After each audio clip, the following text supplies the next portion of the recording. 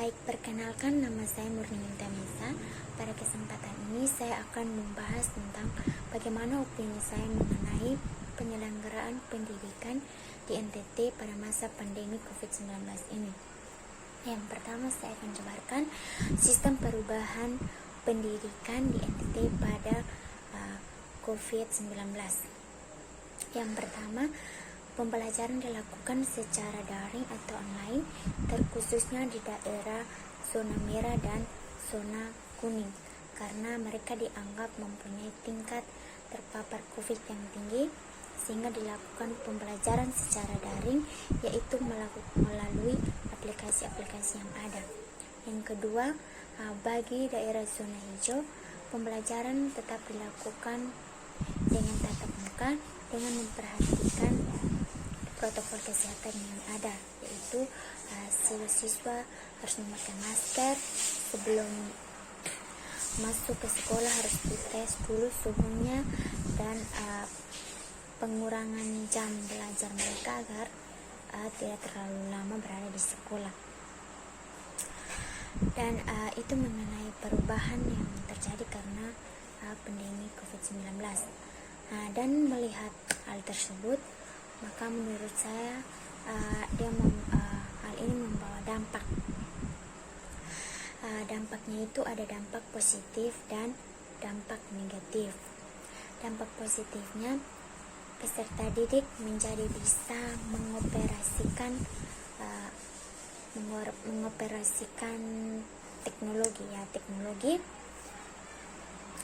Kenapa?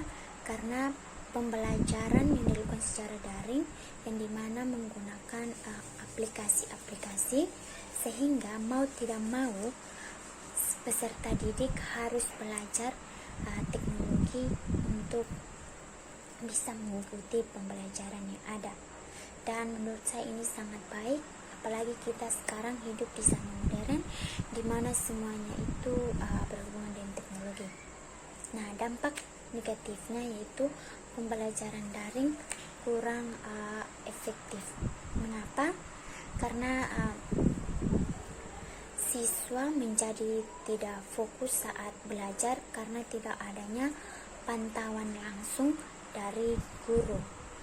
Dan yang kedua, ada saja alasan dari siswa tentang data internet yang tidak ada atau kehabisan, dan juga masalah jaringan yang terkadang error, sehingga membuat proses belajar mengajar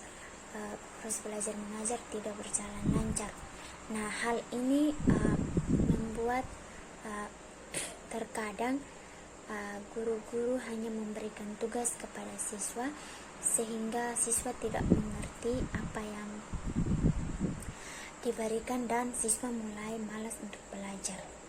Nah, kalau melihat masalah-masalah yang terjadi ini, maka menurut saya harus ada solusi untuk mengatasi perubahan pembelajaran ini walaupun kita berada di pandemi COVID-19. Nah, solusi saya itu solusinya yaitu yang pertama, tanggung jawab pertama itu pemerintah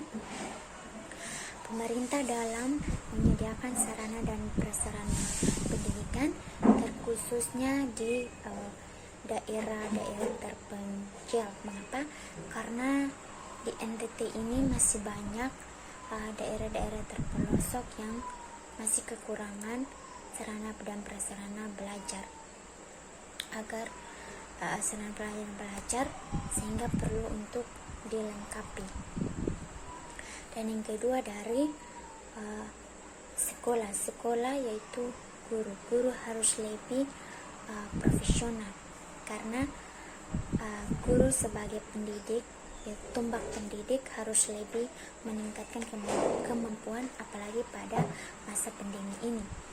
Jadi guru harus lebih menyiapkan diri saat menyampaikan materi, harus lebih mudah agar siswa dapat mengerti. Dan yang terakhir adalah keluarga juga mempunyai peranan penting dalam mendidik dan memberi semangat pada anak-anaknya di rumah.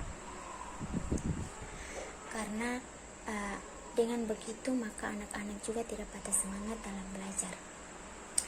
Baik, sekian presentasi dari saya. Terima kasih.